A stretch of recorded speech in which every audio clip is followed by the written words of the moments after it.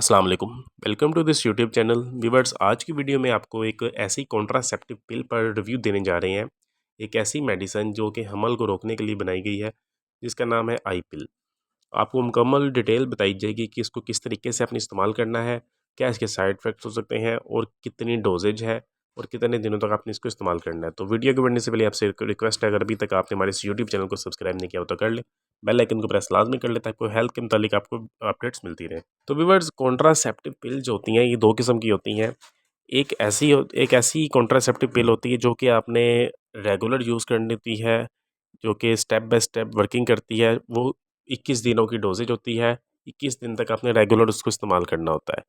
और दूसरी जो होती है वो सेकंड ये होती है कि इमरजेंसी टैबलेट होती है। इमरजेंसी फॉर एग्ज़ाम्पल, अगर आपसे अनवांटेड इंटरकोर्स हो गया है, आपको ख़तरा है कि प्रेगनेंसी हो जाएगी, तो उसके लिए जो कॉन्ट्रासेप्टिव पिल है वो इमरजेंसी में यूज़ करवाई जाती है, जो कि एक ही टैबलेट होती है और एक ही दवा यूज़ करनी होती है।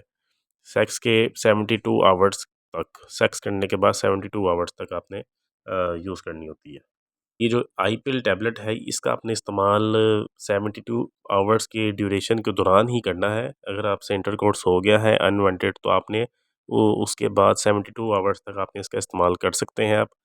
और अगर इसकी बात करें डोज़ेज की, तो ये एक ही टैबलेट होती है और आपने एक दफ़ा ही यूज़ करनी होती है। और इससे अगर साइड इफ़ेक्ट्स की बात करें, तो साइड इफ़ेक्ट्स में ये है कि सर दर्द हो सकता है, वॉमिटिंग आ सकती है, आपको चक्कर आ सकते हैं। ये सब कॉमन साइड इफ़ेक्ट्स हैं। और आपने इसकी डोज़ेज सुबह नाश्ते के बाद लेनी है। सुबह नाश्ते के बाद आपने इसको इस्तेमाल करना है और इसका कोई भी मेजर साइड इफ़ेक्ट नहीं है, आप इसको ईज़िली यूज़ कर सकते हैं।